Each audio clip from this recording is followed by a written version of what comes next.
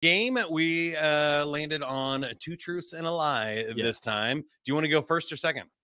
I will go second because you actually revealed one of mine in the intro.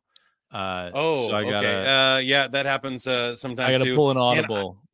I picked some random stuff that I haven't mentioned here. I played soccer in high school and was actually pretty good. I was on a good team. We had 3 fun facts for you. You got to find out which one was the lie. Number 1, our soccer team set a state record for the fastest win in Missouri state soccer history. We scored 10 goals in less than 20 minutes. And they were like, you know what? Normally we wait till halftime, but we're just going to wrap it up here. This is getting ugly. Number 2, we scored more goals than the football team had points for the first half of the season. Our football team was so bad they had only scored a couple of field goals, and we had more points in soccer, scoring 1 at a time than they did. Number 3, I scored the fastest goal in Missouri soccer history right off the kickoff. I just cranked it and scored 3 seconds into the game, the time it took the ball to get to the net. I'm going to say that's the lie. Ooh, you are good at this one. Yes, we did score in 7 seconds, but there was 1 pass involved. Got it. I'm proud because the football one I thought might have been true, but I'm like, just because you get more points in football. I don't know a lot about sports. So I had to make that true. I had to adjust that it was half the season because at one point they played a really bad team and they won like 70-35, and they obviously scored more points than we did. But we definitely had more goals than they had touchdowns. That's for sure. I think the half the season part is what convinced me that it is true because it seemed so specific. If that wasn't in there, I think I would have picked that one as the lie. All right. What about yours? Sure. These are not all on the same theme.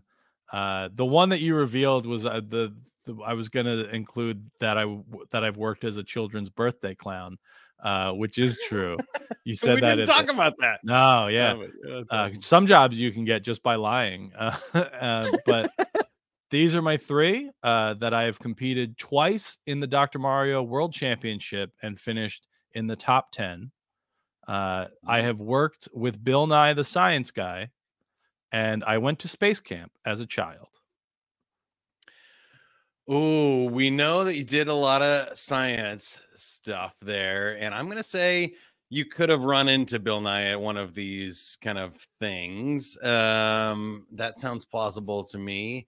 The first one also sounds plausible to me by the ages that we are. So if in high school you really nerded out on Dr. Mario, maybe even been pre high school there for us. So I am gonna go with the Dr. Mario's the lie. I think that's too early. No, that is true. The lie was space camp. I had the I wanted so badly to go to space camp as a child, but never went. And then I was writing for a site called Geekosystem years ago, and I forget. I think it was maybe National Geographic reached out to one of my. I was running the site, and so one of my writers, one of my employees, they reached out to her specifically. We're like, do you want to come to space camp and write about it for this campaign? And I was like, hey, wait a minute. What about me, the guy who runs the site? Can I? But I can't because I wouldn't. You have to like pass a physical and stuff, and I would not do that because my spine is a mess. I would die in that spinny thing.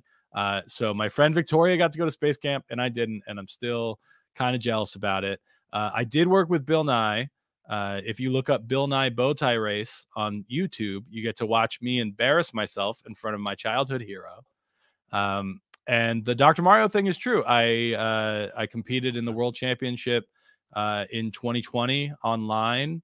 2020 online. Holy cow. Yeah. I thought this was like OG Mario. No, this was it was they were holding events in Pittsburgh every year, and I was going to go, but then the pandemic shut it down, so they did it online. So I entered, and I finished in the top 10. I have a a little patch to show for it, and I have a modded cartridge of Dr. Mario that has an ultra fast speed added on.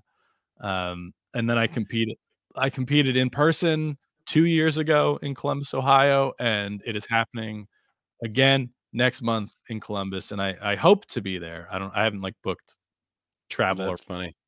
But That's amazing. I should have gone with my gut. I knew Space Camp, but I felt like you would have really wanted to go. That's what made that one. Yeah, true. I did. And then, desperately. You have a lot of time on your hands to practice for Dr. Mario, and I'm science very good.